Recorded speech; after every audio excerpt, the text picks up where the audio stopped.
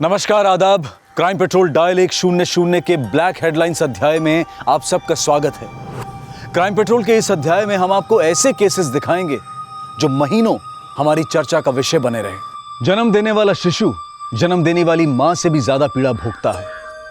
पीड़ा जब जिंदगी देती है तो दर्द भी जश्न बन जाता है, लेकिन जो पीड़ा अपराध और अपराधी को जन्म देती है वो सिर्फ विनाश करती है।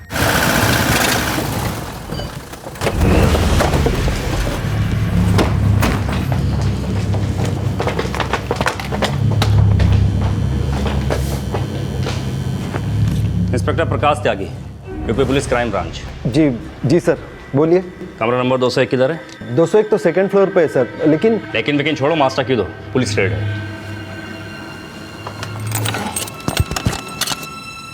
बोला ना, पुलिस रेड है। Sorry sir. हियर। शांति बढ़ा के रख। जी सर। बैठ जाइए आप लोग, डरने की कोई बात नहीं है। रे कितना टाइम लगाएगी डॉली? 500 किलोमीटर और आगे जाना है। बर्थडे है तुम्हारा, ढंग से तैयार भी नहीं होने दोगे क्या? सुबह से जाने की जल्दी मचा रखी है। अरे मन ने अपना बर्थडे होटल में ना बनाना, और तू यहाँ जल्दी निकल रही कौन है? क्या सरप्राइज गिफ्ट देने वाली है?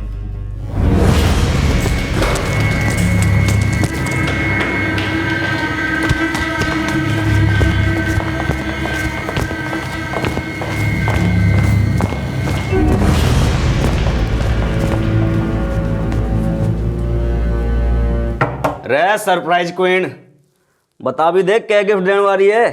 अगर गिफ्ट मैंने तुम्हें अभी बता दिया तो सरप्राइज कैसा? सब्र रखो।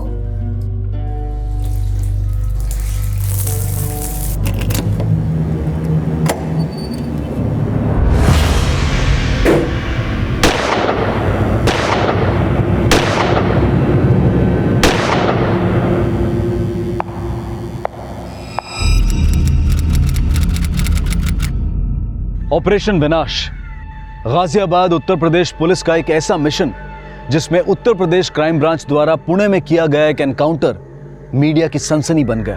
पुलिस एनकाउंटर यानी पुलिस और अपराधी का ऐसा आमना सामना जिसमें अपराधी को जिंदा पकड़ना पुलिस के लिए एक बहुत बड़ी चुनौती होती है, लेकिन जब अपराधी बेकाबू होकर पुलिस पर हमला बोल देता है तो जवाबी फायरिंग में अक्सर अपराधी पुलिस की गोलियों से मारा जाता है। 12 मार्च 2017 को पुणे के एक होटल में किया गया यूपी क्राइम ब्रांच का एनकाउंटर फेक एनकाउंटर माना जाने लगा। यहां तक कहा गया कि कुछ पुलिस ऑफिसर्स ने सुपारी लेकर एनकाउंटर नहीं बल्कि हत्या को अंजाम दिया है। लेकिन क्या इन आरोपों में कोई सच्चाई थी? और उस होटल के रूम नंबर 201 में मौजूद वो लड़का लड़की कौन थे? क्या वो ऑपरेशन विनाश के खलनायक थे या फिर पीड़ित?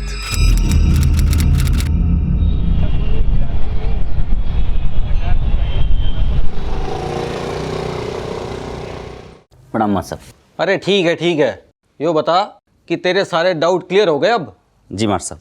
पर एक बात ध्यान रखना कि इस बार 70% से कम नहीं आने चाहिए तेरे। मां साहब 80% से कम आ गए ना तो आपका जूता और मेरा सर। अच्छा यो बता, तेरी माँ की तबीयत तो ठीक है? भाई आ गया? हो तो आज गए कौन नहीं। अच्छा लइया को भाई दफ्तर घर ले आया? आ गया तू? हाँ। ए सुलोचना, थोड़ी सी चाय बना ले, संतोष भी आ गया। अले माँ, तेरी आयुर्वेदिक दवाइयाँ ले आया। ये ले, सुबह शाम हफ्ता भर खाइयो। हफ्ता भर में दंगल लड़ने लग जाएगी तू।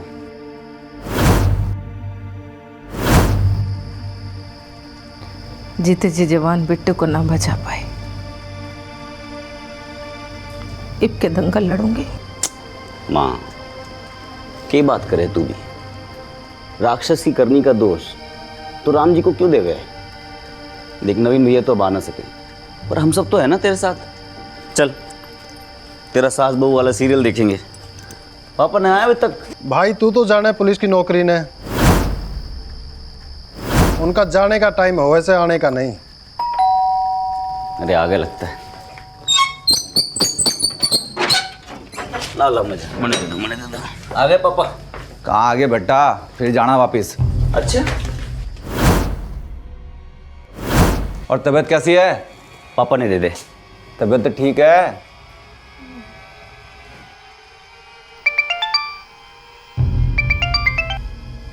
हेलो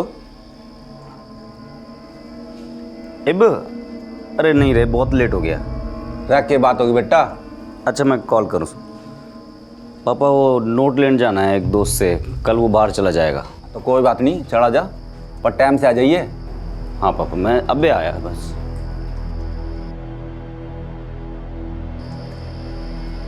भाई बेराना क्या हो रहा है आजकल?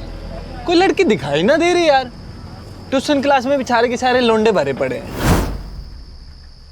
भाई वह न्यूज वाली सच बोल रहे।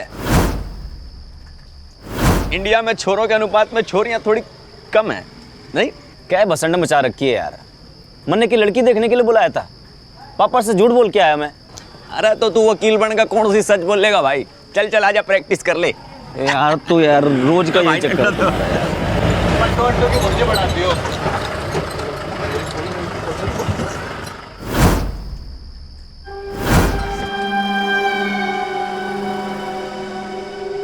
ए छोरे, ये कागज ले और साइन करा के लेके अपने पुलिस बाप से बोल दियो कि ताऊ ने भेजा है। नाम ले लियो, मारा लोकेंदर, जानता है ना? ले पढ़।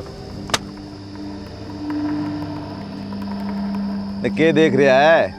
पता नहीं कि तने तेरे बाप ने तेरे भाई को ही बड़ा दूध घी पिलाया था, पर ऐसा गायब किया कि कोई साबित नहीं कर पाया।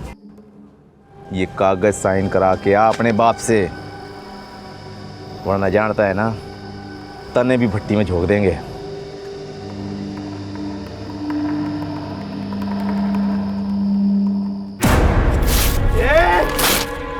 मार मार मार, भुंड बना दे कमीड को।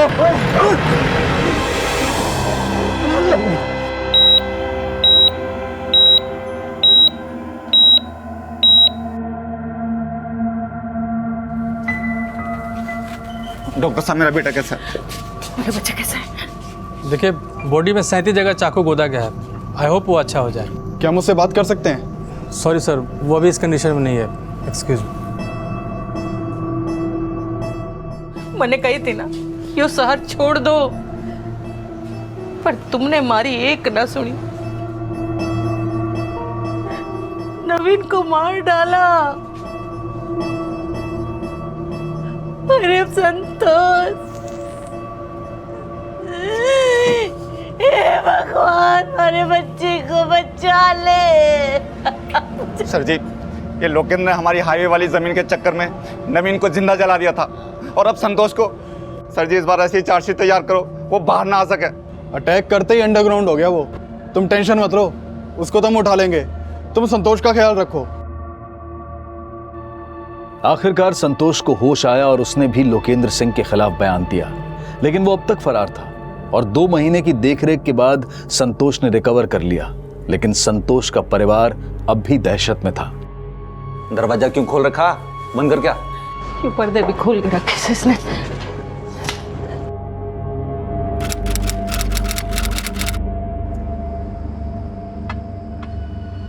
माँ रो रो के कुड़ती रहे, पापा सोच सोच के घुटते रहे कि पुलिस वाला होके भी अपनी औलाद को इंसाफ न दिला पाया। सब डरे हुए हैं घर में, बड़ी मुश्किल से बाहर आया हूँ आज। थोड़े दिन तो आड़े ते दूर चला जा, वरना वो लोकेंद्र तेरा जीना आराम कर दे। अरे भागने से ये समस्या का हल नहीं होने वाला। लोकेंद्र जैसे लोगों से भरी पड़ी है दुनिया। तो फिर क्या करेगा तू? जान से मार दूंगा साढ़े ने। बावड़ा हो गया कि तू? लोकेंद्र सिंह है वो। हर शेर का ना 1.25 शेर हो गए।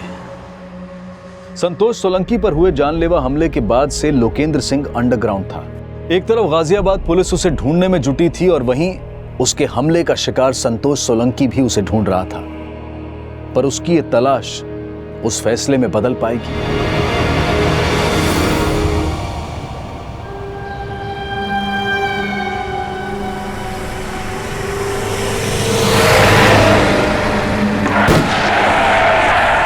बोला था मैं कल मैं चलाऊंगा, और वो गाड़ी चढ़ा देता। कहां भाग रहे हैं? लॉयर बनने का सपना देखने वाले संतोष ने लॉ एंड ऑर्डर को ताक पर रखकर लोकेंद्र सिंह को वो अंजाम दिया जो उसकी नजर में प्रतिशोध था, लेकिन कानून की नजर में वो अपराध है। माना कि लोकेंद्र सिंह ने संतोष के बड़े भाई की हत्या संतोष पर जानलेवा हमला और न जाने कितने ही अपराध किए, लेकिन कीचड़ में फेंका गया पत्थर हमें ही गंदा करता है और ये गंदगी संतोष का मरते दम तक पीछा नहीं छोड़ने वाली थी। लोकेंद्र सिंह की हत्या के विटनेसेस में से जो लोग संतोष की पीड़ा से वाकिफ थे, उन्होंने पुलिस के सामने जबान तक नहीं खोली और बाकी उसके डर से खामोश रह गए। लेकिन इसी तरह की खामोशी ने लोकेंद्र सिंह को न जाने कितने ही पीड़ितों का अपराधी बना दिया था। अगर तब आवाज उठती तो शायद आज संतोष से वो अपराध ना होता और ना ही अब ये चुप्पी संतोष को विनाश की राह पर ले जाने से रोक पाई। राम राम ताऊ। राम राम ताऊ। राम राम ताऊ। राम राम राम राम। क्यों रे छोरे, गाड़े आ झंडे। हाँ ताऊ, उस शेर का पाव शेर भी ना बचाइब। हर शेर का ना सवा शेर हो गए। वो लोकेंद्र पाव शेरी था मेरे लिए, पर जब तो उसका ठिकाना पूछना है ना, छोरे दिल से आ गया तेरे पे। अब बता आगे की क्या सोची है? ताऊ आगे एक काम कर, मेरे साथ हो ले, कोई तेरी पूंछ भी नहीं पाड़ पाएगा।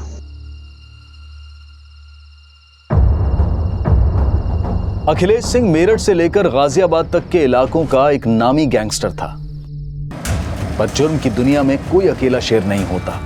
हर शेर का एक सवा शेर होता है और अखिलेश सिंह का सवा शेर था रविंद्र सिंह जाट, जो कि एक व्हाइट कॉलर बिजनेसमैन था, लेकिन धंधे उसके भी गलत थे।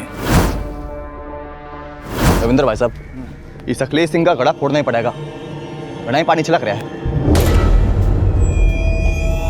इस रविंद्र के कुएं सुखाने हमने।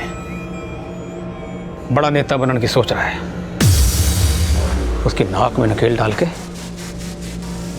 जूते चटवाने मैंने उससे। अरे अपने पास पटाखों की कमी है के जो सलाह लेने लग रहा है? देख, मने करनी है नेतागिरी, तू दिवाली खेल। अखिलेश सिंह और रविंद्र सिंह जाट की दुश्मनी की वजह से शहर में आए दिन गैंग वॉर की घटनाएं बढ़ रही थीं। पुलिस और प्रशासन पर सवाल उठ रहे थे और इसी दौरान यूपी क्राइम ब्रांच के एनकाउंटर स्पेशलिस्ट इंस्पेक्टर प्रकाश त्यागी की पोस्टिंग गाजियाबाद में हुई और उसकी अगुवाई में अपराधियों की नकेल कसने का ऑपरेशन चलाया गया।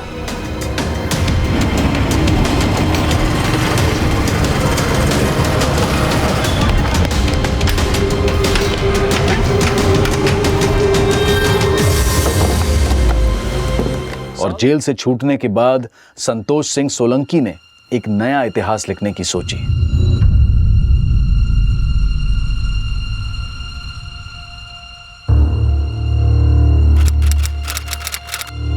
ताऊ कह रहा था कोई हमारा बाल भी ना पाड़ पावेगा, पर क्या कर लिया उसने? हाँ भाई, बाहर आते ही कुत्तों की तरह हुक्म झाड़े हम पे। जुर्म की दुनिया में ना अपना बाप खुद बनना पड़ता है, और अब कुत्ते नहीं बाप बनेंगे। बाप। रविंद्र सिंह जाट कल एक लैंड डील के लिए बागपत जा रहा है। हम अखिलेश को रविंद्र की टिप देंगे। कहाँ पे? अखिलेश रविंद्र को मारने का मौका छोड़ेगा नहीं, और हम अखिलेश को रण में अकेला छोड़ के भाग जाएंगे। क्या क्या संतोष ने?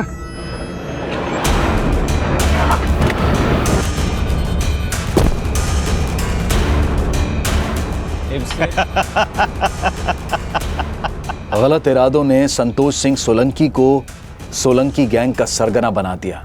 उसने जुर्म की दुनिया में ऐसा पांव फैलाया कि वो कई अवैध धंधों का मालिक बन गया और पुलिस के लिए एक मोस्ट वांटेड क्रिमिनल।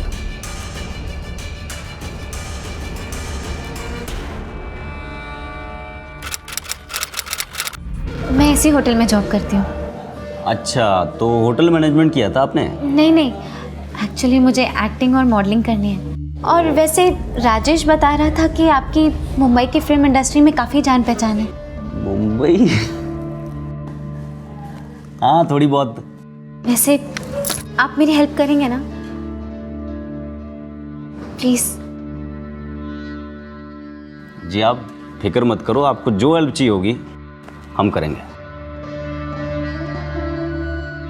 डॉली और संतोष की मुलाकातों का यह सिलसिला एक गैंगस्टर और एक सामान्य लड़की की प्रेम कहानी की दास्तान लिख रहा था, जिसका खामियाजा वो दोनों भुगतने वाले थे।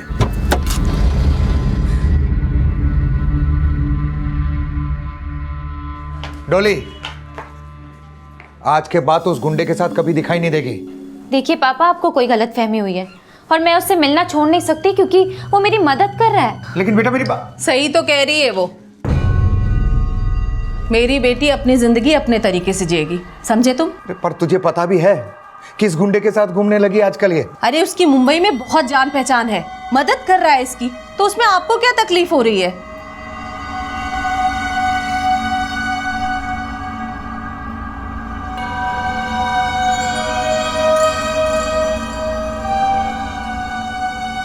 तेरे सपने भी सॉलिड हैं और इरादा भी। मैं अपना सपना भले ना पूरा कर पाया, पर तेरा सपना जरूर पूरा होगा। तुम्हारा कौन सा सपना है जो तुम पूरा नहीं कर पाए? अरे लॉयर बनना चाहता था मैं, पर वो कहते हैं ना, किस्मत में हो लुल्लू तो क्या करेगा गुल्लू। क्या? तुम्हारे पे हंस रही है? नहीं नहीं नहीं, तुम पर नहीं, तुम्हारी बातों पर हंस रही हूँ। तुम बहुत क्यूट बोलते हो।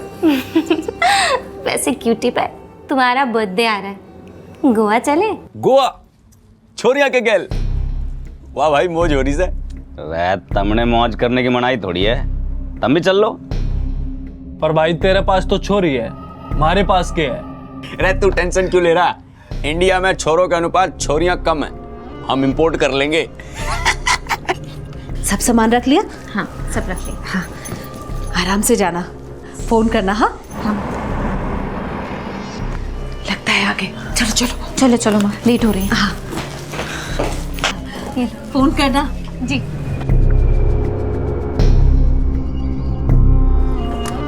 ये फॉरेनर्स कौन है? दोस्त हमारी, चाइल्डहुड फ्रेंड।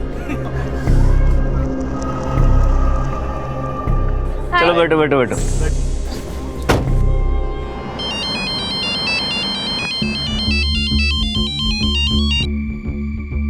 जैन सर। कहाँ हो त्यागी? सर एक क्रिमिनल को लेकर के थाने जा रहा था।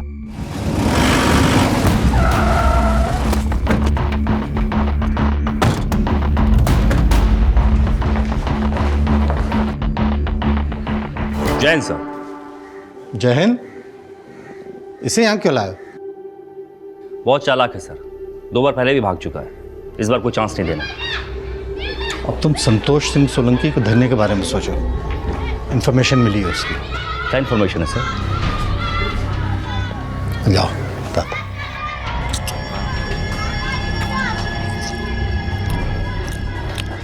चल रही से कहाँ से उठाया रे? चल चल।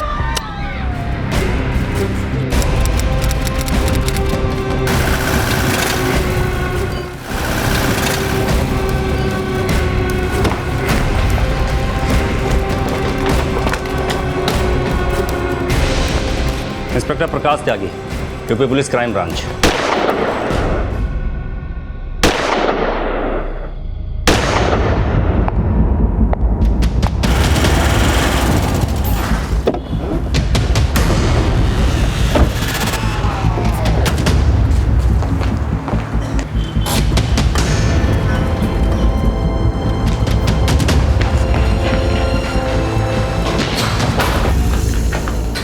ये देखिए सर।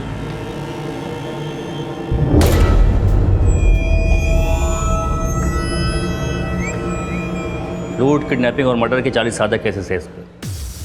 हम तो इसे अरेस्ट करने आए थे, लेकिन ये उल्टा हम पर गोली चलाने लगा, इसलिए इनकाउंटर करना पड़ा। अगर आपके पास इसके यहाँ छिपे होने की टिप थी तो आपने हमें इन्फॉर्म क्यों नहीं किया? सर आपको साथ लेने का वक्त नहीं था, जब तक आपको पूरा मामला समझाते ये गोली हो लेता। सर, होटल के स्टाफ ने बताया कि इसके साथ एक लड़की और 2 कपल भी आए थे। वो 2 लड़के इसके राइट हैंड हैं, दलबीर और राजेश।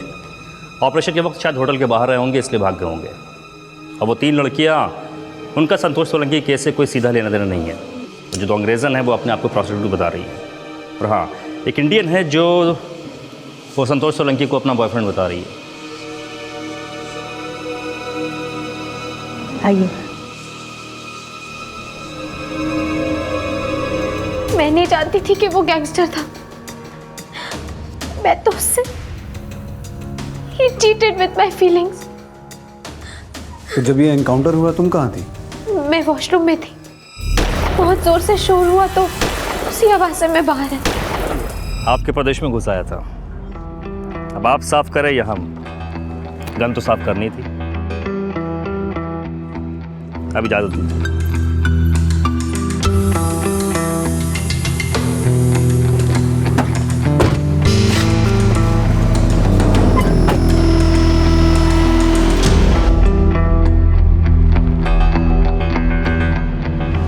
संतोष सोलंकी का एनकाउंटर इस प्रदेश के सभी असामाजिक तत्वों के लिए एक चेतावनी है कि प्रदेश में जो भी लॉ एंड ऑर्डर को असंतुलित करने की कोशिश करेगा उसे बख्शा नहीं जाएगा। इंस्पेक्टर प्रकाश त्यागी की टीम के इसी साहसिक कार्य के लिए यूपी पुलिस ने उन्हें सम्मानित करने का फैसला लिया है।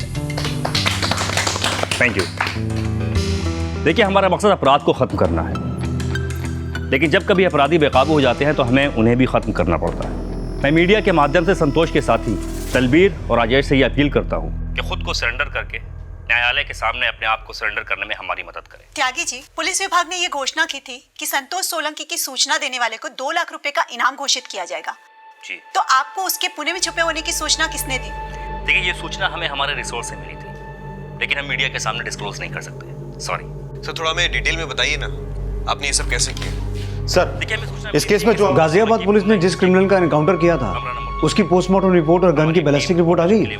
सर, ये पोस्टमार्टम रिपोर्ट तो आ गई है, लेकिन बैलिस्टिक रिपोर्ट आने में अभी 2 दिन लगेंगे। और संतोष की बॉडी को उसके घर वालों को सौंपने के लिए मैंने गाजियाबाद पुलिस को इन्फॉर्म कर दिया। गाजियाबाद पुलिस ने इस केस की जो क्लोजर रिपोर्ट बनाई है वो मंगवाओ। Okay sir. कोई जन्म से अपराधी नहीं होता, लेकिन संतोष सिंह सोलंकी एक कुख्यात अपराधी बना। और संतोष सिंह सोलंकी के एनकाउंटर के बाद आइए उनके घर वालों का क्या कहना है जानते हैं। आप संतोष सिंह सोलंकी की मां हैं। हम जानते हैं आपको आपके बेटे का मरने का दुख है, लेकिन उसने जो अपराध किए हैं वो भटक गया था। उसने गुनाह किया था तो उसने पकड़ के अंदर डाल देते, पर उसने मारा क्यों? हमने सुना आपने संतोष की डेड बॉडी लेने से मना कर दिया, इसकी वजह क्या है? हमें ऐसा लगता है जी, पुलिस ने बैंक एनकाउंटर किया है। उन्होंने हत्या की है संतोष की। क्या आप सांत्वना बटोरने के लिए गाजियाबाद पुलिस पर आरोप लगा रहे हैं? हमने पूना कोर्ट में अपनी पिटीशन दायर करवा दी है और जब तक उसके एनकाउंटर की सही से तहकीकात नहीं हो पाएगी हम संतोष की डेड बॉडी नहीं लेंगे। संतोष चाहे जिन भी परिस्थितियों वश अपराधी बना हो, लेकिन अपराधी ना तो दया का पात्र बन सकता है और ना ही सांत्वना का। लेकिन यह केस संतोष के गुनहगार या बेगुनाह होने का डिस्कशन नहीं था, बल्कि इन सवालों पर खड़ा था कि क्या संतोष को गिरफ्तार करके कोर्ट में पेश करने की संभावना थी या फिर उसका एनकाउंटर एक साजिश थी। संतोष के परिवार के गंभीर आरोपों और मीडिया के दबाव ने इस केस का रुख बदल दिया और अदालत ने पुणे पुलिस को इस एनकाउंटर की जांच करने के आदेश दिए। लेकिन जिस पुलिस टीम को उनके राज्य में हीरो समझकर सम्मानित किया जा रहा हो, उनके खिलाफ जांच करना पुणे पुलिस के लिए एक बहुत बड़ी चुनौती थी। इस बार ये जंग पुलिस और क्रिमिनल के बीच नहीं, बल्कि 2 राज्यों की पुलिस के बीच थी। कोर्ट का ऑर्डर है संतोष सोलंकी के एनकाउंटर की जांच करने का। आप लोगों को क्या लगता है, ये एनकाउंटर सही है या गलत? सर, अभी तो कुछ भी कह पाना जल्दबाजी होगी, लेकिन उस गैंगस्टर के पास से जो पिस्टल बरामद हुई थी वो केरला के एक बिजनेसमैन की लाइसेंस पिस्टल थी जो 2 महीने पहले चोरी हो गई थी। हो सकता है वो पिस्टल संतोष ने या उसके किसी आदमी ने चोरी की हो। लेकिन सर, गाजियाबाद का नामी क्रिमिनल जो खुद इलीगल वेपन्स में डील करता था, उसका केरला से चोरी हुई पिस्टल से कनेक्शन कुछ बनता नहीं है। ठीक है, आप लोग सब कुछ अच्छे से इन्वेस्टिगेट कीजिए। सर, हो सकता है संतोष का केरला में कोई कनेक्शन हो, और वैसे भी वो एक नामी क्रिमिनल था, फिर उसके एनकाउंटर की जांच की क्या जरूरत? सावंत, हर क्रिमिनल को सरेंडर करने का हक होता है। अगर ये एनकाउंटर फेक था तो कानून की नज़र में यूपी पुलिस के वो ऑफिसर भी मुजरिम हैं जिन्होंने इस एनकाउंटर को अंजाम दिया था। सबसे पहले एनकाउंटर वाले दिन का होटल का सीसीटीवी फुटेज चेक करते हैं। Right sir.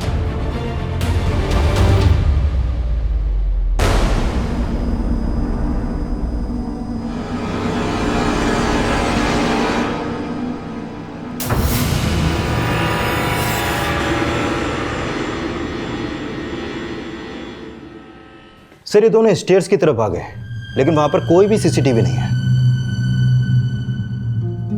जब ये कमरे से निकला इसके हाथ खाली हैं, तो वो केरला वाली पिस्टल जो क्राइम सीन से बरामद हुई थी वो कहाँ गई? सर हो सकता है संतोष ने वो पिस्टल बाथरूम के अंदर रखी हो। चल मान भी लूँ कि उसने बाथरूम में पिस्टल छुपा के रखी थी, लेकिन अगर उसकी इंटेंशन पुलिस पे गोली चलाने की थी तो भागते हुए कहीं भी उसने पिस्टल निकालने की कोशिश नहीं की। देखो कायतरी झोल आए है। सर अभी अगला स्टेप क्या लेना है? वो लड़की डॉली जो संतोष को अपना बॉयफ्रेंड बता रही थी, वो गाजियाबाद से पुणे उसके साथ आई थी। दोनों एक ही कमरे में ठहरे हुए थे। उससे पूछ के देखते हैं कि संतोष के पास उस दिन पिस्टल थी या नहीं। आजकल कहाँ ठहरी हुई है वो?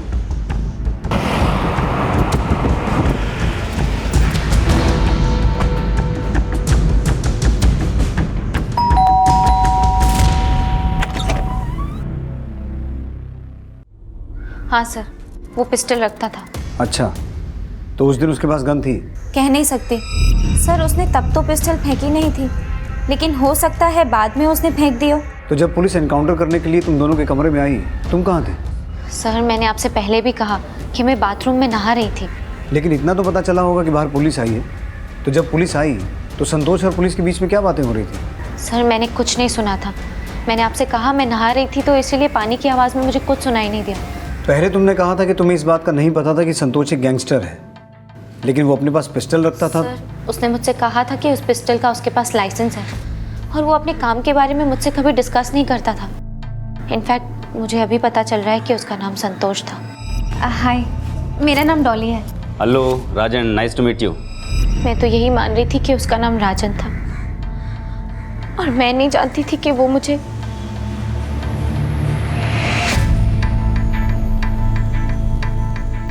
सर सुना है पुणे पुलिस हमसे पूछताछ करने आ रही है। सर ये क्या बात हुई? हमने एक क्रिमिनल का इनकाउंटर किया है और ऐसे ट्रीट किया जा रहा है जैसे हम खुद क्रिमिनल हो। सिंह साहब बीपी हाई ना करो। यूपी पुलिस ने जो हमें सम्मान और इनाम दिया है वो पुणे पुलिस की पूछताछ से वापस नहीं होगा।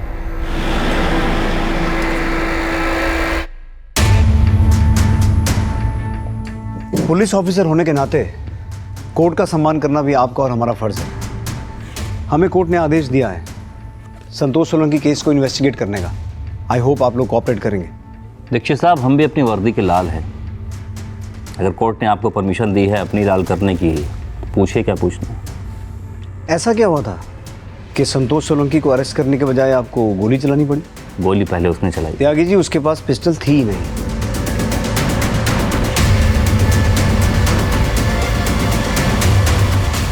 और इंटरेस्टिंगली जिस जगह उसे गोली मारी गई वहां सीसीटीवी नहीं था।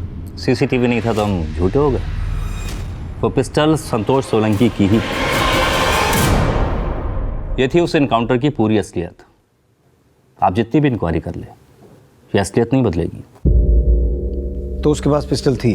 हाँ थी। केरला की पिस्टल थी वो? जी। आप तो संतोष सोलंकी का पूरा इतिहास जानते हैं। जी।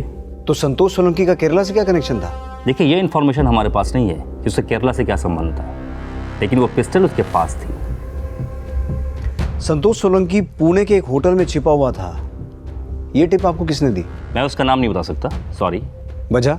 दीक्षित साहब, संतोष सोलंकी अपराधी नहीं, एक गैंग है। मैं अपने इन्फॉर्मर का नाम बताकर उसकी जान खतरे में नहीं डाल सकता। तुम्हारे सीनियर क्रिमिनल के पीछे भागे तो तुम लोग कमरे में क्यों रुक गए? सर, बाथरूम का दरवाज़ा भीतर से बंद था और हम उन्हें कवर कर रहे थे। हमने लगा भीतर कोई क्रिमिनल होगा, लेकिन अंदर डॉली थी। अच्छा, अंदर से कोई आवाज़ आ रही थी, टैप या शार की?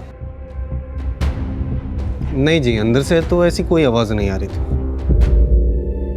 सर डॉली ने बोला कि उसने कमरे से कोई आवाज़ नहीं सुनी। पर सावन, डॉली झूठ क्यों बोलेगी?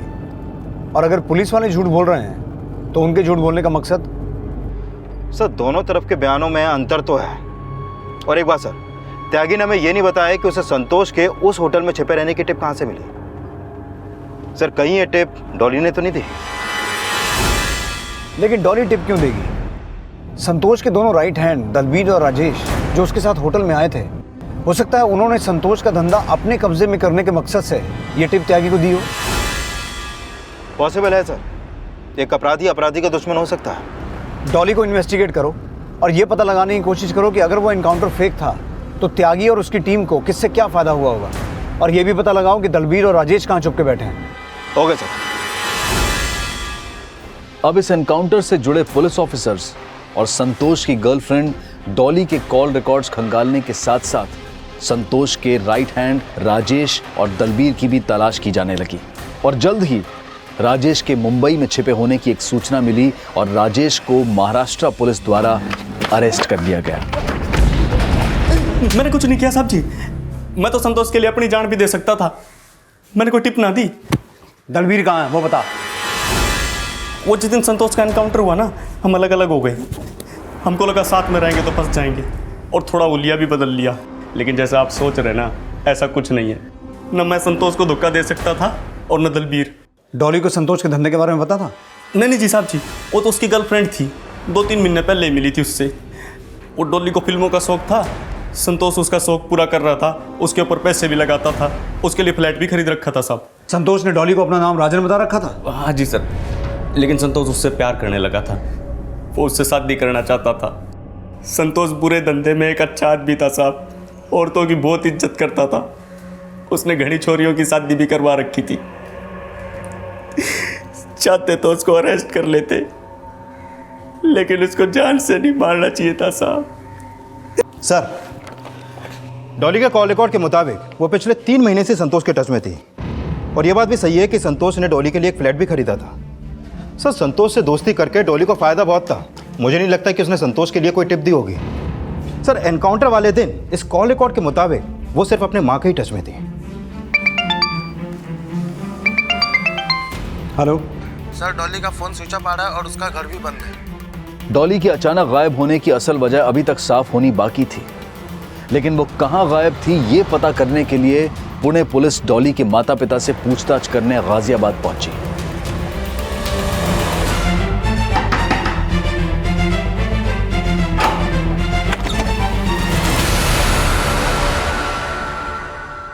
नहीं सर, हमें नहीं पता कि डॉली कहाँ है। मैं तो उसको समझाते समझाते तंग आ गया था कि उस गुंडे से दूर रहा कर। आपने डॉली को बताया था कि संतोष सोलंकी जिसके साथ वो घूम रही थी वो इतना बड़ा अपराधी था? जिसके साथ वो घूम रही थी वो इतना बड़ा अपराधी था? नहीं साहब, इतना बड़ा अपराधी था ये तो नहीं पता था, पर हाँ गुंडा जरूर था ये पता था। आप डॉली के पापा की बात मत सुनिए सर, जलते हैं मेरी बेटी की खुशी से। लेकिन संतोष ने डॉली पे पैसा तो खूब उड़ाया, इसे ही खुशी मानती हैं आप? वैसे आपको पता भी था कि संतोष कौन था, क्या था? अरे वो कोई भी हो सर, इसमें मेरी बेटी का क्या दोष है? प्यार करने लगी थी उससे, उसके चक्कर में इतना बदनाम हो जाएगी वो जानती भी नहीं थी। उल्टा लोगों के तानों के डर से हमसे अलग रहने लगी वो। लेकिन अब गायब कहाँ हो गई? यही तो समझ में नहीं आ रहा है सर, और मुझे तो डर लग रहा है कि कहीं मेरी बेटी किसी मुसीबत में ना हो। सर, डॉली जब से गाजियाबाद से पुणे की तरफ ट्रेवल कर रही थी वो लगातार एक सोशल नेटवर्किंग साइट पर अपना पेज भी अपडेट कर रही थी। ये देखिए सर। सर, कहीं ऐसा तो नहीं कि इस तरीके से वो प्रकाश को अपनी लोकेशन का हिंट दे रही हो? अगर वो ऐसा कर रही थी तो मकसद क्या था? क्योंकि पैसा तो उसे संतोष से भी मिल रहा था। एक minute sir. Hello sir, inspector Prakash Tyagi का दूसरे नंबर का पता चला है जो कि वो इस्तेमाल किया करते थे। सर, प्रकाश त्यागी के एक दूसरे नंबर का पता चला है जो वो यूज किया करता था। सर, एनकाउंटर वाले दिन प्रकाश त्यागी का दूसरा नंबर मनीष सिंह जाट नाम के आदमी से लगातार टच में था। ये देखिए सर, मैंने इस मनीष सिंह जाट के बारे में पता किया तो पता चला कि संतोष और मनीष सिंह जाट की आपस में काफी ठसन थी। किस बात को लेके? मनीष सिंह जाट रविंदर सिंह जाट का छोटा भाई है। रविंदर और अखिलेश में दुश्मनी थी, हम अखिलेश के लिए काम करते थे। संतोष ने दोनों को मारने का प्लान बनाया था और रविंदर सिंह के जेल जाते ही हमारा गैंग चल निकला।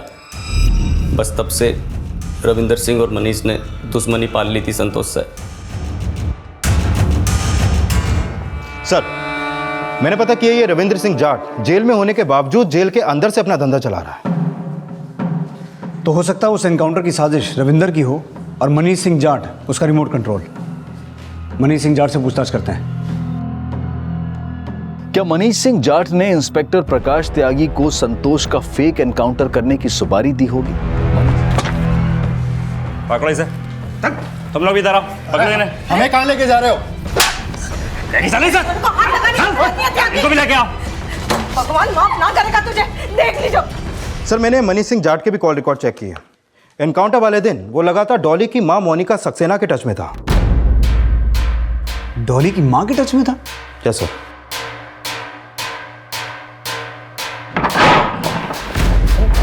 सर पूरा घर सर्च करो अच्छे से। क्या हुआ सर? आपके घर का सर्च वारंट है हमारे पास।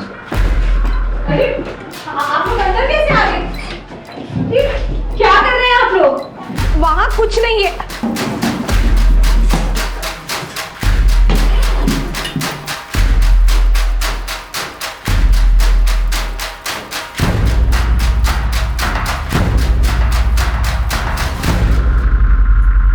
संतोष के एनकाउंटर वाले दिन तुम पूरा दिन मनीष सिंह जाट से फोन के टच में थी। क्या बातें हो रही थी उससे? बोलो। तुम्हारे घर में इतना कैश पड़ा हुआ था और तुम्हें मालूम तक नहीं? मुझे नहीं पता कि घर में इतना पैसा कहाँ से आया। डॉली कहाँ है? सर मुझे नहीं पता कि वो कहाँ है, पर हाँ उसकी माँ जरूर जानती होगी कि वो कहाँ है। सर मैं सच में नहीं जानती कि डॉली कहाँ है। लेकिन तुम्हें वो पैसा मनीष सिंह जाट ने दिया था, राइट? बोलो। मारना मत, बताती हूँ।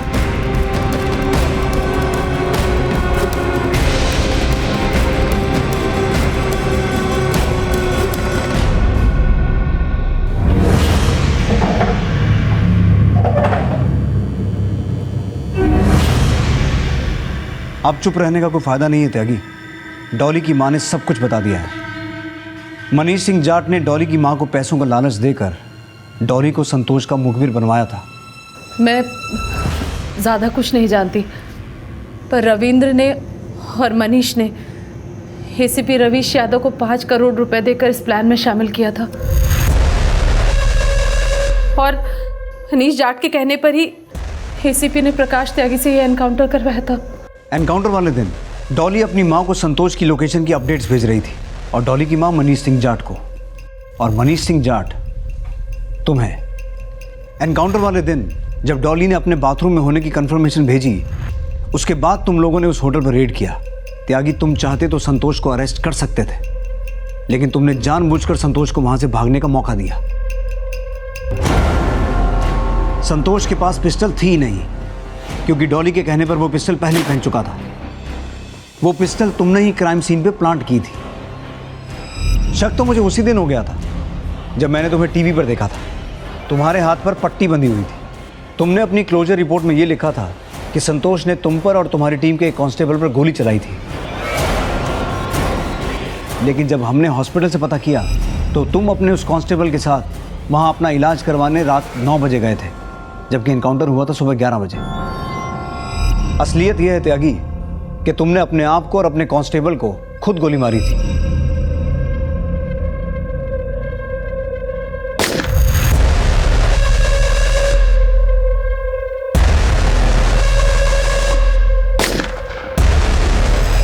तो प्रकाश त्यागी, यही है ना उस फेक एनकाउंटर की असलियत। अब सिर्फ इतना बताओ कि वो फेक एनकाउंटर करने का ऑर्डर तुम्हें किसने दिया था? ये कोई फेक एनकाउंटर नहीं था। एक पुलिस वाले का फर्ज निभाया मैंने। संतोष सोलंकी हमारे प्रदेश का गंध था, उसको मारकर मैंने कुछ गलत नहीं किया। अच्छाई का चोला पहन के बुराई करने से गलत काम को सही नहीं ठहरा सकते। संतोष सोलंकी को सजा देना कोर्ट का काम था, तुम्हारा नहीं। और तुमने अपना फर्ज नहीं निभाया, तुमने अपराध किया है। पुणे पुलिस की थ्योरी फिलहाल इंस्पेक्टर प्रकाश त्यागी और उसकी टीम के कबूलनामे का बयान नहीं बन पाई थी, और डॉली के पिता की एक इंफॉर्मेशन पर डॉली को भी गिरफ्तार कर लिया गया। डॉली ने पुलिस हिरासत में अपने आप को बेगुनाह बताकर इस केस में अपनी मां को ही दोषी ठहराया। पुणे पुलिस की थ्योरी और डॉली सक्सेना की मां मोनिका सक्सेना के बयान के मुताबिक रविंद्र सिंह जाट इस पूरे केस का मास्टरमाइंड है, और उसका भाई मनीष सिंह जाट उसका रिमोट कंट्रोल था, जिसकी अब हत्या हो चुकी है। लेकिन उसकी हत्या किसने की है इसका अभी तक पता नहीं चल पाया है, और ना ही उत्तर प्रदेश पुलिस के एसीपी रवीश यादव की इन्वॉल्वमेंट के पुख्ता सबूत मिल पाए हैं। लेकिन संतोष की गर्लफ्रेंड डॉली सक्सेना, उसकी मां Monika Saxena, suspended sub inspector Prakash Tyagi और एनकाउंटर में उसके सहयोगियों के खिलाफ पुणे पुलिस ने चार्जशीट फाइल कर दी है। लेकिन कोर्ट में यह केस अब तक किसी भी फैसले तक नहीं पहुंच पाया है। संतोष का एनकाउंटर एक साजिश थी या फिर पुलिस का फर्ज? ये सवाल अब भी अपना जवाब तलाश रहा है। लेकिन संतोष की मौत एक खौफनाक अपराधी का अंत तो बन गया, लेकिन अपराध का अंत नहीं बन पाया। देखते हैं हमारे आज के एपिसोड की दूसरी कहानी।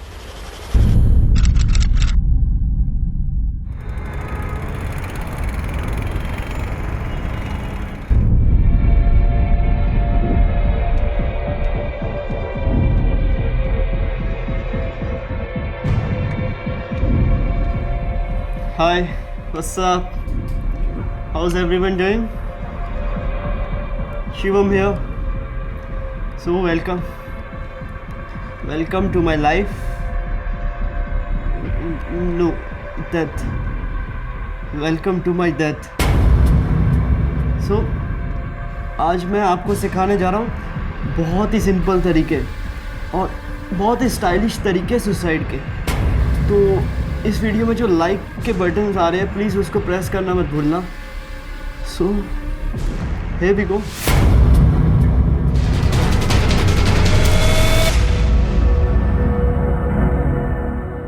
नमस्कार, आदाब। क्राइम पेट्रोल डायल 100 के टॉप हेडलाइन सप्ताह में आप सबका स्वागत है। मौत कभी भी स्टाइलिश या रोमांचक नहीं हो सकती है, बल्कि ये एक दुखद और दुर्भाग्यपूर्ण घटना होती है। इंटरनेट पर अपलोड होने के 1 घंटे के अंदर इसे करोड़ों लोगों ने देखा और साथ में आए सैकड़ों करोड़ों कमेंट्स और न जाने कितने ही सवाल। इस वीडियो ने एकाएक पूरे देश को चौंका दिया। ऐसे बहुत कम लोग थे जिन्हें शिवम के प्रति सहानुभूति हुई। लगभग सभी ने इस वीडियो को घृणा के योग्य माना, निंदनीय समझा। कुछ लोगों ने कहा कि यह शायद शिवम ने लोगों का ध्यान आकर्षित करने के लिए किया है, और कुछ लोगों ने उसके मानसिक संतुलन पर सवाल उठाए। पर आखिर ऐसा क्या हुआ था कि चेहरे पर बिना एक शिकन के पूरे होशो हवास में शिवम ने मौत को गले लगा लिया? आखिर क्या थी कहानी शिवम के इस वीडियो के पीछे, उसकी आत्महत्या के पीछे? इन सवालों के जवाब हम देंगे आपको आज के इस एपिसोड में, और हम ये उम्मीद करते हैं कि इस एपिसोड को देखकर खुदकुशी की गलत राह पर चलने वाले व्यक्ति अपना मन बदलेंगे और उम्मीद और आशा का दामन थामेंगे। और साथ ही हम ये प्रण लें कि जीवन से निराश व्यक्तियों की हम सहायता करेंगे, उन्हें समझाएंगे और उन्हें जीने की एक नई राह दिखाएंगे।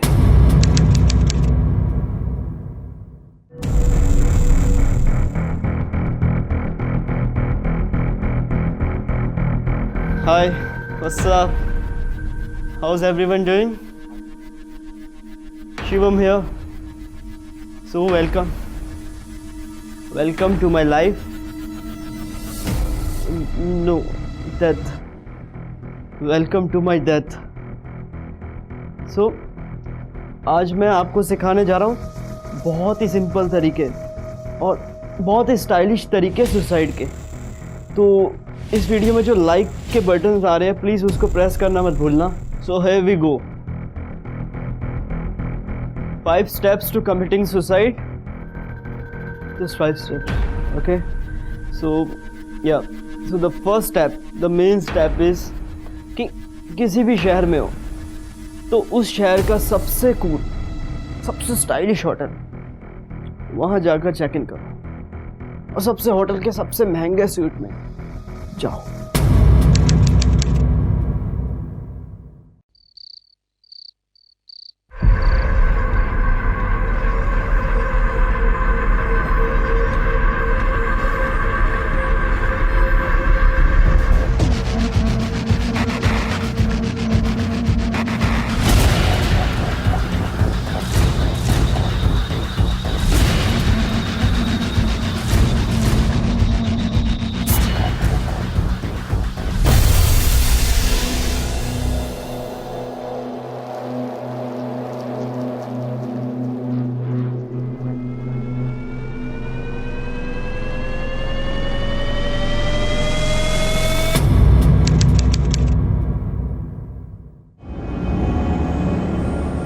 ऑटो भैया। अरे यार सोने दो भाई, इमरजेंसी है यार, चलो ना। अरे यार तुमसे बोले ना भाई, कहीं नहीं जाएंगे, सोने दो भैया। डबल ले लो यार, पूरा ले लो, emergency.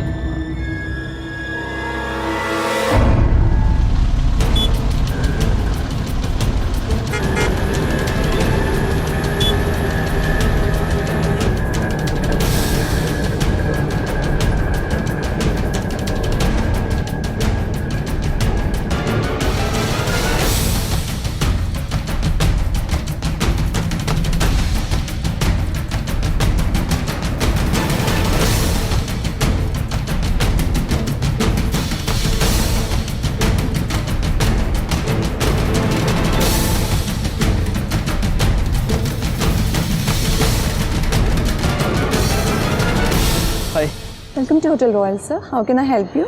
I need room for a day. Presidential suite if you have one. Sure, sir. Let me check.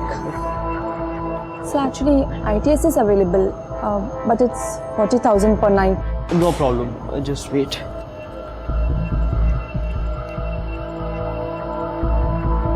बस थोड़ा जल्दी कीजिए. Sure, sir. Sir, I'll need your ID also. ID. Sure. Thank you. Take Xerox copy line, please. I need your signature with.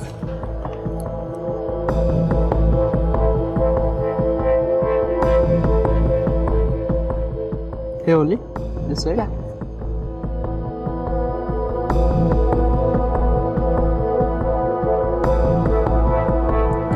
Thank you. ID card, sir. Key to your room. Welcome to Royal Hotel. Hope your stay with us is memorable. And if you need anything, please call us. Yeah, sure. Excuse me. Actually, मैं अपने checkout time से थोड़ा मुझे ज़्यादा time चाहिए. I just want to request for a late checkout. Sure, sir. I'll just find out what can I do for you. आपका कोई luggage है? No, nothing. सर को रूम नंबर 1010 में प्लीज एस्कॉर्ट कीजिए. No, it's cool. I'll manage. Thank you. Okay.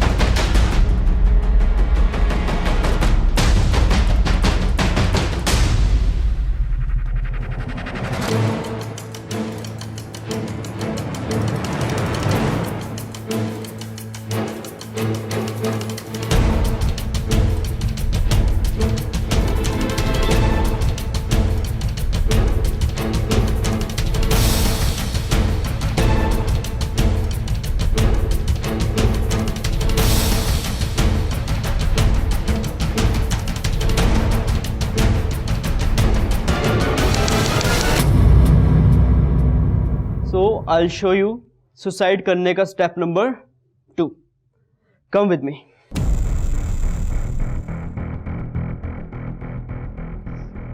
Where is my bottle? Yeah, here is my bottle.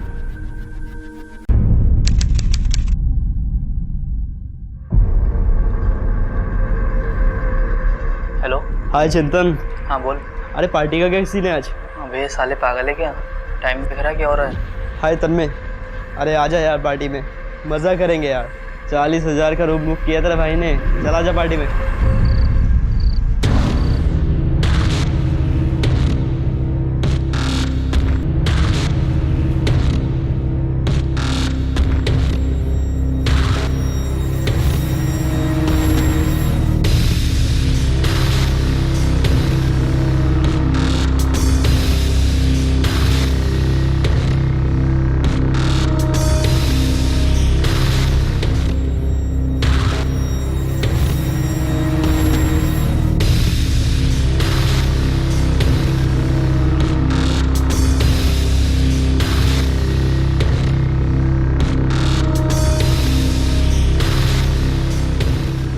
भाड़ में जाए सब.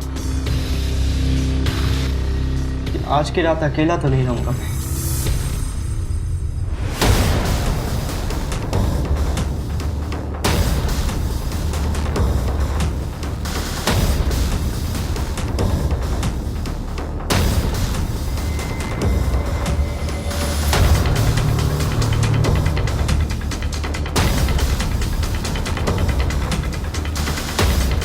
हेलो.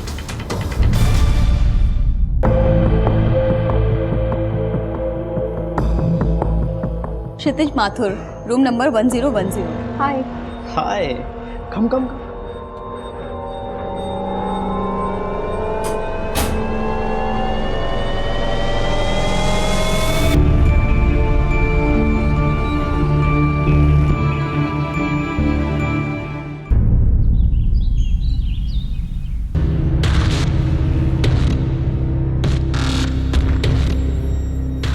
क्या यह घटना किसी भी तरह से टाली जा सकती थी? शायद हाँ। क्या होता अगर शिवम के बुलाने पर उसका सिर्फ एक दोस्त वहां पर पहुंच जाता? शायद शिवम अपना आत्महत्या का इरादा बदल देता। क्या आज उनमें से हर एक युवक कहीं ना कहीं अपने आप को शिवम की मृत्यु के लिए दोष देता होगा? सच तो यह है कि उस मोड़ पर शिवम के इरादों का अंदाजा किसी को भी नहीं था, इसलिए ऐसी सूरत में उनका अपने आप को दोषी मानना उचित नहीं है। मृत्यु अपने आप में एक तन्हा अनुभव है। लेकिन एक बात तय है कि शिवम उस वक्त बहुत रेस्टलेस था, बेचैन था। उसके मन में हजारों भावनाएं और विचार उत्पन्न हो रहे थे। और यकीन मानिए, शिवम के लाख जताने के बावजूद ऐसी मौत में ना तो कोई रोमांच है, ना ठाट बाट है और ना ही कोई आकर्षण।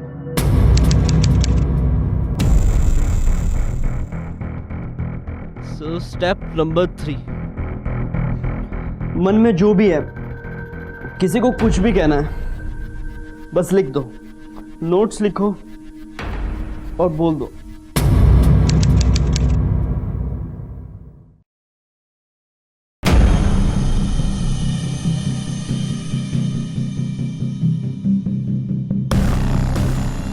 डियर मम्मा पापा, बहुत मिस करता हूँ सब कुछ, घर, आप सब। जिस तरह मम्मा ख्याल रखती थी, जिस तरह मम्मा डांटती थी, संदीप का हर बार कंप्लेन करना।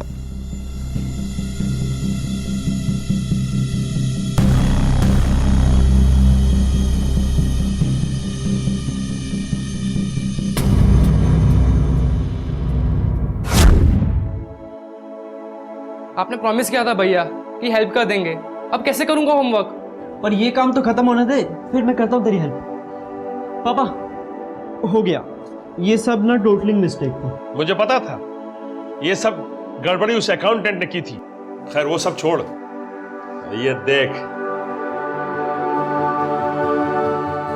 व्हाट? दिल्ली कॉलेज मेरा एडमिशन हो गया पापा। यस, मेरा एडमिशन हो गया। थैंक यू पापा। कांग्रेचुलेशन।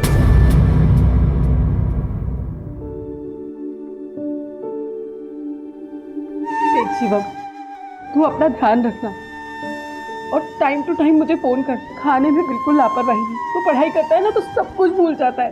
और बेटा, ज्यादा देर तक बाहर मत रहना, टाइम बिल्कुल सेफ नहीं है। ओके मम्मा, मैं आपको टाइम पे कॉल करूंगा, अपना ध्यान रखूंगा और बाहर भी नहीं जाऊंगा, ठीक है? अपना ध्यान रखना। ओके पापा, बाय बाय। कम से कम स्टेशन तो उसी ने कहा ना, यहीं से ठीक है। बड़ा हो रहा है वो, और फिर तुम स्टेशन जाओगी तो और इमोशनल हो जाओगी। बाय मम्मा, बाय पापा, बाय।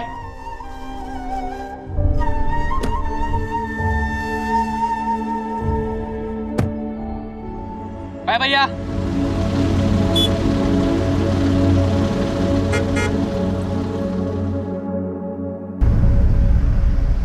घर से, अपने शहर से पहली बार मैं इतना दूर आया था। लाइफ कैसी होगी, आगे क्या होगा, कुछ पता नहीं था। बट एक एक्साइटमेंट होती है, वो भी थी। जो भी हो, लाइफ बिल्कुल बदलने वाली थी और मैं रेडी था इस नए एक्सपीरियंस को फेस करने के लिए। अपने पेरेंट्स, फैमिली से दूर, ऐसा लगता है जैसे कि पूरा सपोर्ट सिस्टम में चला गया हो। हाँ, पर एक फ्रीडम भी मिलती है। इतनी फ्रीडम लाइफ में पहले कभी महसूस नहीं की थी। नई लाइफ में नए लोग मिलेंगे, नए दोस्त बनेंगे, जो अगले 3 सालों के लिए मेरी फैमिली बन जाएंगे। पूरी लाइफ प्लान कर रखी थी। तब जानता नहीं था कि इस स्टोरी को बीच में फुल स्टॉप लग जाएगा। मुझसे कभी कोई गलती होगी, ये थॉट भी कभी नहीं आया मेरे दिमाग में। या तो ये मेरा बचपना था या मेरा ओवर कॉन्फिडेंस। सच तो ये है कि लाइफ में आने वाली प्रॉब्लम्स के लिए पहले से ही रेडी होना इट्स इम्पॉसिबल। और ऐसा भी नहीं कि घर से दूर रहने वाले हर इंसान के साथ वो होता है जो मेरे साथ हुआ। Hi, 7th floor, room number 4। Hi, I am Tanmay. I am Shivam, I am from Kanpur. Okay, so come in. ये तेरा बेड है और ये तेरा स्टडी टेबल।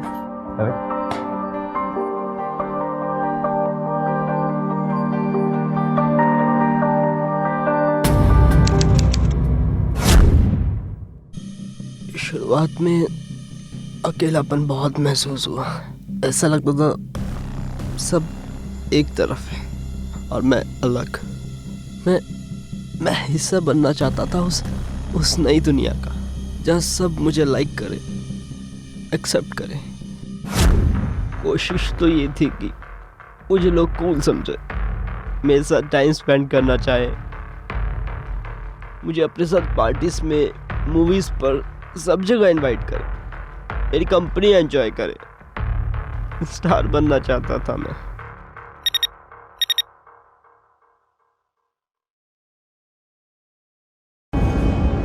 8,000 रुपए? क्या 8,000 रुपए?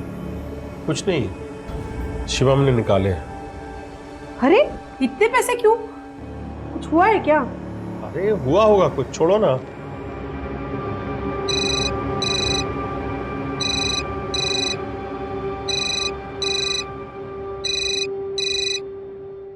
हाँ पापा, मैं मामा बोल रही हूँ। इतने पैसे क्यों? एक्स्ट्रा क्लासेस थी ना, तो उसी के लिए पैसे चाहिए थे मामा। अरे एक्स्ट्रा क्लासेस? मुझे फोन दो तुम। अरे मुझे दो ना फोन। हाँ बेटा, तेरी मम्मी एक्सपर्ट है टेंशन लेने में। और सुन, पैसे की अगर प्रॉब्लम हो तो बताना मुझे, मैं मैनेज करूंगा। पापा वो मैं क्लास के लिए लेट हो रहा हूँ, मैं आपको बाद में कॉल करता हूँ। ठीक, बाय।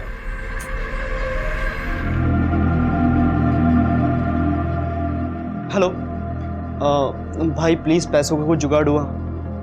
तुमने कहा था कि जैसे मैं तुम्हारा होमवर्क कर दूंगा तुम दोगे यार। प्लीज भाई, जो भी है जल्दी करवा दो बस। हाँ प्लीज।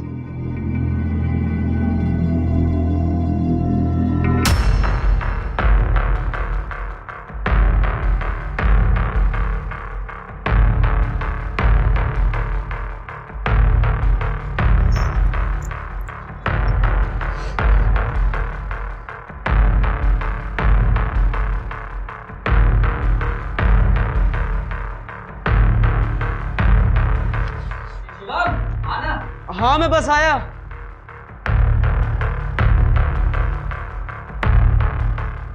इंसान एक सामाजिक प्राणी है और वो दुनिया से अलग अकेले रह ही नहीं सकता, लेकिन लगातार सोशल एक्सेप्टेंस और तारीफ पाने की होड़ में न जाने वो कितनी बड़ी कीमत चुका देता है। काश कि बाहरी स्वीकृति और तारीफ पाने की होड़ से पहले हम अपने आप को सच्चे मन से स्वीकार कर लें। मुखौटा पहनकर पाई गई दोस्ती, प्यार और स्वीकृति आखिरकार खोखली साबित होती है। शिवम की पहली गलती थी माता पिता को बिना बताए एटीएम से पार्टी के लिए पैसे निकालना। उसकी दूसरी गलती थी पैसों के लिए किसी और का काम करना। इतनी गलती की सीढ़ियों ने आखिरकार शिवम को तबाही की मंजिल तक पहुंचा ही दिया।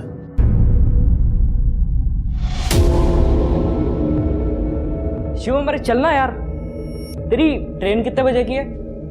क्या करूंगा घर जाके यार, ऑमलेट को क्या मुंह दिखाऊंगा।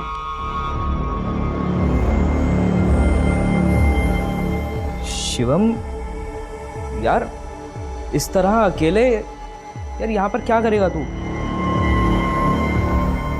एनीवेज अगर मैं ऐसे ही रहा यहाँ पे तो यार और लेट हो जाऊँगा और मेरी ट्रेन छूट जाएगी, तो आई हैव टू गो।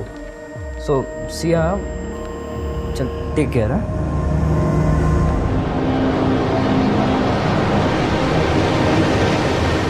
हे मानसी, इधर। Okay bye. तू यहाँ है?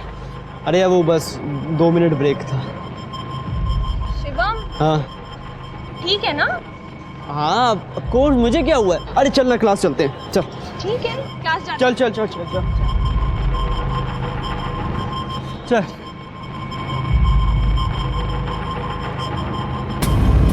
अरे हे ब्रो। सो क्या चल रहा है? सब बढ़िया यार, ऑसम यार। तू बता फाइनल ईयर कैसे चल रहा है? Right up dude. So hey hi, you know Shivam, I need to go. मैं तुझसे बाद में बात करता हूँ, चल। अरे तन्वी,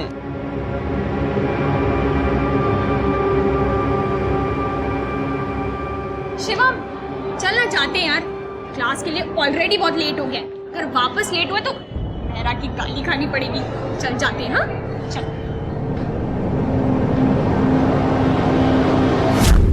तन्वी, मानसी, थैंक्स मेरे दोस्त। I'm going to miss you a lot.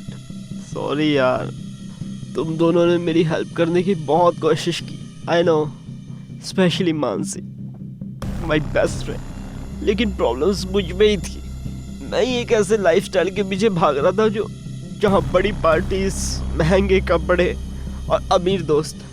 Life was out of control.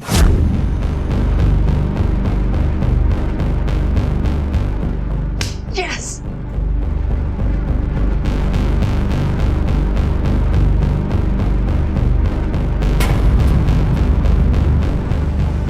Shivam, तू ये क्या कर रहा है?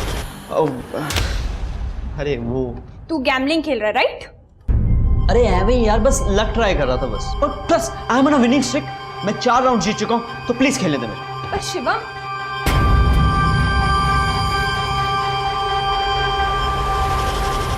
नशे और जुए की लत की वजह से कई लोगों से मैंने उधार ले लिया था, जिसकी वजह से मुझे धमकी भी मिलने लग गई थी. समझ में नहीं आ रहा था कि मैं क्या करूं, कहां से इतने पैसों का इंतजाम करूं.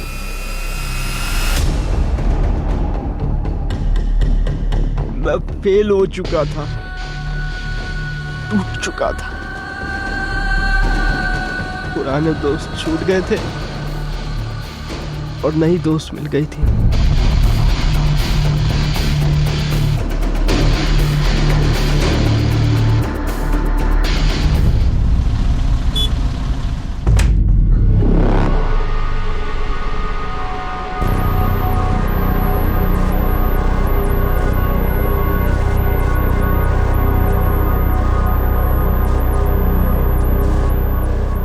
शिवम, शिवम, शिवम, शिवम उठ.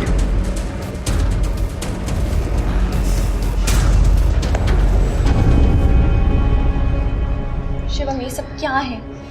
तू ये सब क्या कर रहा है यार? अपनी हालत देख. You need help. मन से तू जा यार प्लीज. जा. क्यों? ताकि तू फिर से कोई स्टुपिडिटी कर सके. शिवम, थॉट कि तू रिस्पॉन्सिबल है. आई ट्रस्टेड यू यार, पर मैं तेरे पेरेंट्स को सब बताने वाली हूँ. Don't you dare. तूने मम्मा पापा को बताया, मैं सच में सुसाइड कर लूंगा. यार मम्मा पापा को पता चलेगा ना, टूट जाएंगे वो. प्लीज, कॉलेज से मैं सस्पेंड हो जाऊंगा, मेरा फ्यूचर बर्बाद हो जाएगा, मैं बर्बाद हो जाऊंगा. प्लीज शिवम, तू खुद को देख. ये सब तू गलत सोच रही है. मैंने सुसाइड नहीं किया था यार. या मुझे नींद नहीं आ रही, मैं क्या करूँ. अब तक 10 दिन हो गए, मेरे को नींद नहीं आ रही. 1-2 गोलियां खा रहा हूँ, उसका कुछ असर ही नहीं होता. नींद नहीं आ रही, तो थोड़ा ओवरडोज हो गया. बस सुसाइड नहीं कर रहा था मैं. यार मैं क्या कर रहा हूँ यार, मैं बर्बाद हो गया हूँ. मैं तुझे प्रॉमिस कर रहा हूँ कि मैं ठीक हो जाऊंगा. मैं सब कुछ ठीक कर दूंगा. I promise you. Promise? Promise. आत्महत्या का यह असफल प्रयास दरअसल मदद की एक पुकार थी. शिवम के आंसू, पछतावे और अपने आप को बदलने के वादों पर उसकी दोस्त का यकीन करना स्वाभाविक था. लेकिन मनोचिकित्सक नजरिए के अनुसार ये चिन्ह थे शिवम के व्यसन के शिकार होने के. जी हां, ये अलग अलग तरीके थे जिनके द्वारा शिवम अपनी आत्मघाती प्रवृत्ति को छिपा रहा था. दुर्भाग्यवश औरों को धोखा देने की फिराक में शिवम अपने आप से ही झूठ बोल रहा था. शिवम भी इमोशनल ब्लैकमेल करने की इस प्रक्रिया का इस्तेमाल बखूबी करना सीख गया था. काश कि मानसी को उस वक्त ज्ञान हो पाता कि वो अपने दोस्त शिवम से नहीं, बल्कि व्यसन के शिकार और आत्मघाती मरीज से बात कर रही है. काश वो उसी वक्त शिवम के माता पिता और कॉलेज के प्रशासन को सचेत कर पाती. यह हम में से किसी के साथ भी हो सकता है. इसलिए यह बेहद जरूरी है कि हम इन सच्चाइयों से अवगत हों. और ऐसी स्थिति में याद रखें, बड़ों को इन्फॉर्म करना बहुत जरूरी है. बस इतना ही, और कहने के लिए कुछ.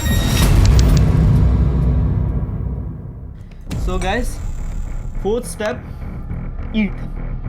तो जो आपको अच्छा लगता है खाओ. तो ये आपकी लाइफ की लास्ट ट्रीट है, सुसाइड करने से पहले की last treat.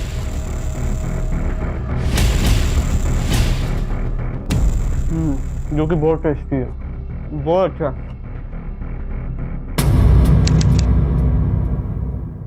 Welcome to my life, no death, welcome to my death. आज मैं आपको सिखाने जा रहा हूँ बहुत ही स्टाइलिश तरीके सुसाइड के। तो इस वीडियो में जो लाइक के बटन्स आ रहे हैं प्लीज़ उसको प्रेस करना मत भूलना। शिवम,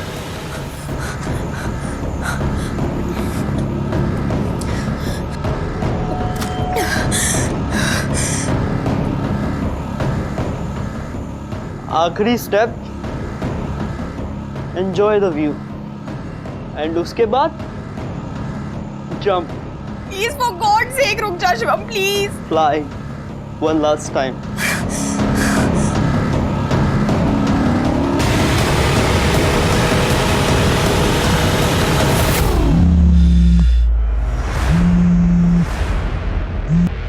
व्हाट मानसी? तुमने देखा शिवम का लाइव वीडियो, सुसाइड कर रहा है। What? Wait, let me check. See this beautiful view, फिर उसके बाद jump, fly. Oh shit.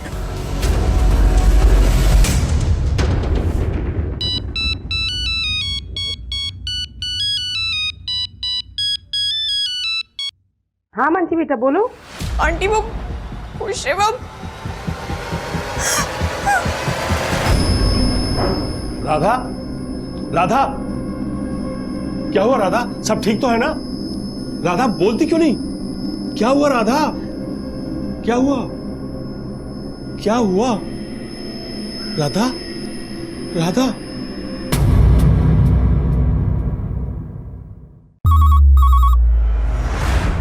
Hello, hotel royal. Hello, आपके होटल में एक गेस्ट है शिवम सिन्हा नाम से। He is trying to commit suicide. देखिए यहाँ पे कोई शिवम नहीं है। अगर ये प्रैंक है तो अभी बता दीजिए, वरना मैं पुलिस को इन्फॉर्म करता हूँ। मैं मजाक नहीं कर रहा हूँ। आई एम डैम श्योर कि वो आप ही के होटल में है।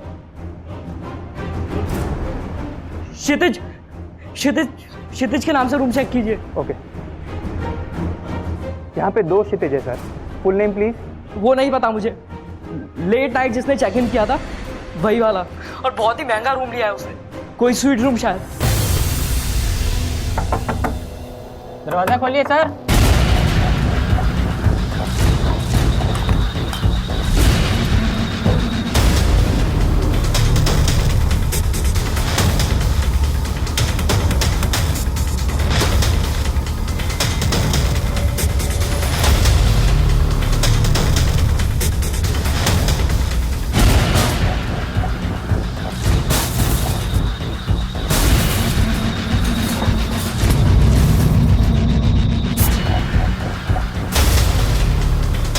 क्या हुआ सुनील?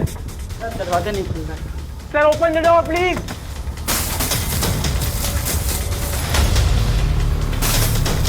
रुक जाइए सर, दरवाजा खोलिए। क्या हुआ? What's the matter? He's not opening the door. Excuse me sir. करो। Yeah, I'll just open it to the Just open it.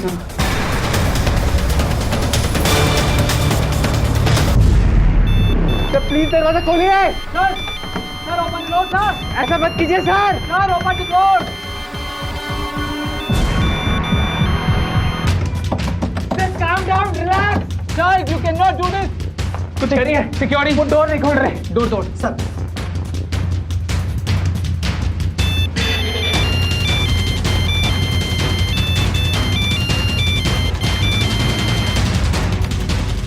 Just break the door.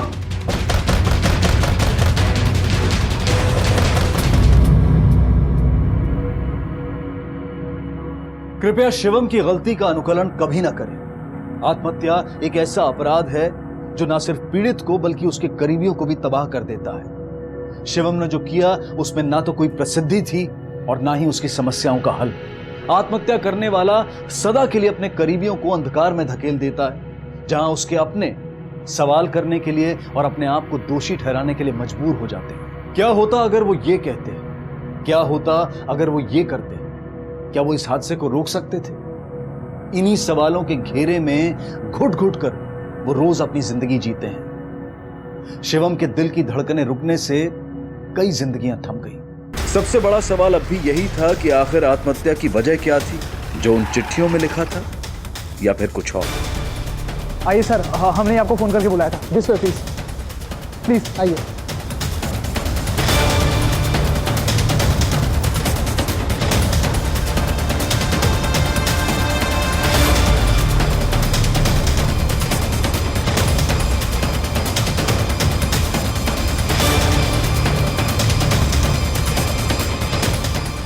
पर चेक करो। अरे तेरे को पता कैसे नहीं चला?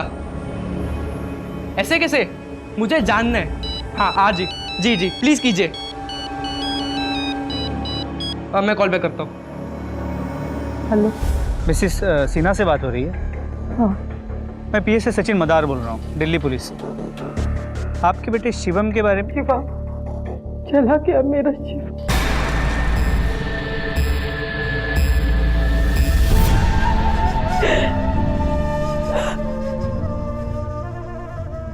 अरे माँ, माँ क्या? माँ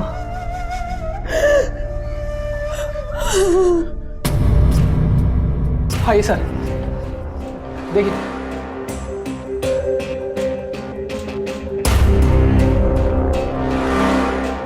सभी कमरे चेक करो। जी सर।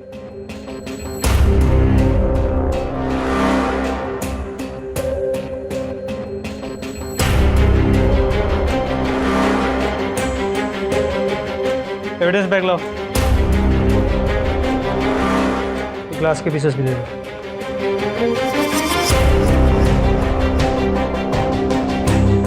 सर हमने उसे रोकने की बहुत कोशिश की थी, लैच लगा था और जब हम अंदर तोड़कर गए तो सर एक पल के लिए तो वो खिड़की से पीछे हट गया, तो हमें लगा शायद नहीं कूदेगा। पर सर जब हम उसकी ओर बढ़े वो ऑलरेडी कूद चुका था।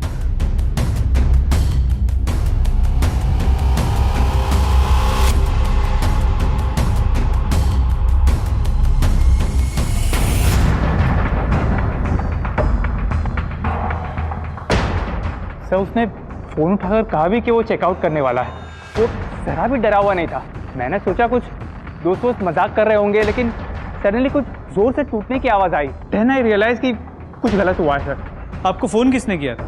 सर उसी का कोई दोस्त था। शिवम के लिखे लेटर्स में तुम्हारा नाम है, उसके दोस्त हो? शिवम और मैं लास्ट ईयर तक बहुत अच्छे फ्रेंड्स थे, लेकिन फिर वो फेल हो गया और धीरे धीरे हमारी दोस्ती के बीच में गैप आ गया। बट सर मानसी उसी की क्लास में है and they both are really close to each other. उसके लाइफ में जो प्रॉब्लम चल रही थी, जिसकी वजह से उसने ये सब किया, उसके पेरेंट्स को पता था?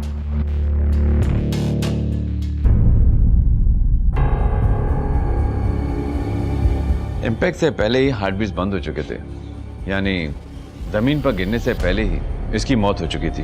प्राइमरी इम्पैक्ट होते ही रिब केज पूरी तरह डैमेज हो चुका था। उन्हीं टूटी हुई हड्डियों की वजह से बॉडी के बाकी पार्ट्स भी पूरी तरह डैमेज हो चुके थे। हार्ट, लंग्स, स्प्लीन, सब कुछ।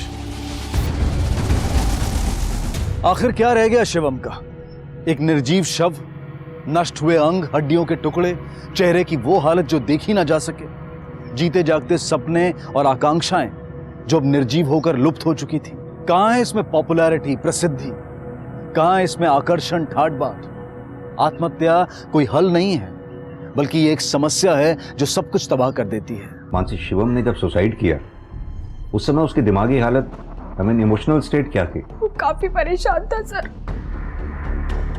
पहले भी क्या?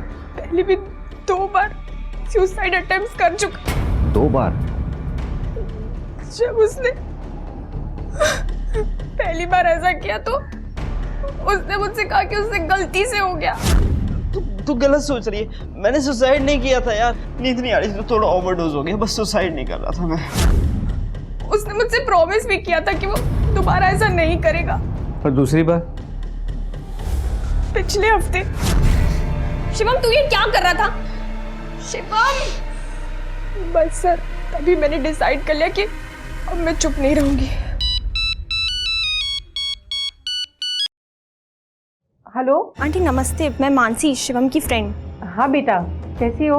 आंटी एक्चुअली मुझे आपसे और अंकल से शिवम के बारे में, आंटी आप प्लीज शिवम से बात कीजिए ना। एक्चुअली वो उसके बाद उसके पापा यहाँ दिल्ली उससे मिलने भी आए थे। बेटा ये जुआ, ड्रग्स वगैरह, क्या कर रहा है तू शिवम? कहाँ ले जा रहा है अपनी लाइफ को? एक बार भी सोचा तूने ये सब करने से पहले कि तेरा क्या होगा, हमारा क्या होगा, संदीप का क्या होगा, तेरी माँ पे क्या गुजरेगी और मुझ पर? इस उम्र में हम कैसे डील कर सकेंगे इन सब से? सोचा तूने ये सब? पापा मैं ठीक हूँ। बच्चे तू पैसे वैसे का टेंशन छोड़ दे। ये जो उधार तूने लिया है ना, वो सब हम लोग चुका देंगे कुछ ना कुछ करके। तू फिलहाल मेरे साथ घर चल बस। पर पापा मेरे एग्जाम्स है ना, और मुझे इस साल ना बहुत अच्छे स्कोर्स लाने हैं पापा। मैं आपको प्रॉमिस करता हूँ कि एग्जाम्स खत्म होते ही ना पहली ट्रेन पकड़ के घर पहुँच जाऊँगा मैं।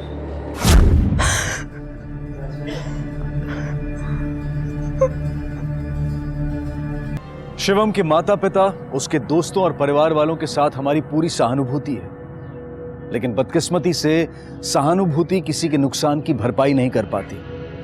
शिवम की खुदकुशी के पीछे मुख्य कारण था डिप्रेशन। डिप्रेशन एक ऐसी मानसिक स्थिति है जिसमें इंसान लंबे समय तक नाखुश रहता है, जीवन में उसकी रुचि खत्म होने लगती है, रोजमर्रा के कामकाज और लोगों से उसका मन उचट जाता है, और यह बीमारी किसी भी उम्र के आदमी को हो सकती है। ये बीमारी चेतावनी देकर नहीं आती। अक्सर लोग साइकियाट्रिस्ट, मनोचिकित्सक के पास जाने से कतराते हैं क्योंकि उन्हें पागल कहलाने का डर होता है, लेकिन अब वक्त आ गया है कि हम इस पुरानी सोच को त्याग दें। डिप्रेशन कोई पागलपन नहीं है, बल्कि एक मानसिक स्थिति है जिसके कई कारण हो सकते हैं। अपने करीबियों को समझें, और अगर वो डिप्रेशन के शिकार हैं तो उनका साथ दें, उन्हें एक मनोचिकित्सक, एक साइकियाट्रिस्ट की सहायता उपलब्ध कराएं। एक आंकड़े के अनुसार भारत में लगभग 5 करोड़ लोग डिप्रेशन के शिकार हैं। 2012 में भारत दुनिया का सबसे ज्यादा आत्महत्याओं वाला देश बना, 1,35,000 आत्महत्याएं। और आज तो स्थिति इतनी बदतर है कि ऐसा अनुमान लगाया जाता है कि हर घंटे में एक विद्यार्थी मानसिक दबाव की वजह से आत्महत्या करता है। शिवम के उदाहरण को फॉलो ना करें, लेकिन उसकी मृत्यु से सबक जरूर लें। अज्ञानता और उदासीनता की गहरी नींद से जागें। अगर इस कहानी को देखकर एक इंसान की भी जान बचती है तो शिवम के माता पिता, उसके दोस्तों को सांत्वना मिलेगी, संतुष्टि प्राप्त होगी। अब मैं अनूप सोनी आपसे विदा लेता हूं, फिर मुलाकात होगी अगले एपिसोड में एक और चौंका देने वाले केस के साथ। तब तक अपना और अपने परिवार का ख्याल रखें और देखते रहें क्राइम पेट्रोल डायल 100। सबक एक को सीख हम सबको। जय हिंद। इस तरह के और भी एपिसोड देखने के लिए हमारे चैनल को सब्सक्राइब करें और बेल आइकन दबाना ना भूलें।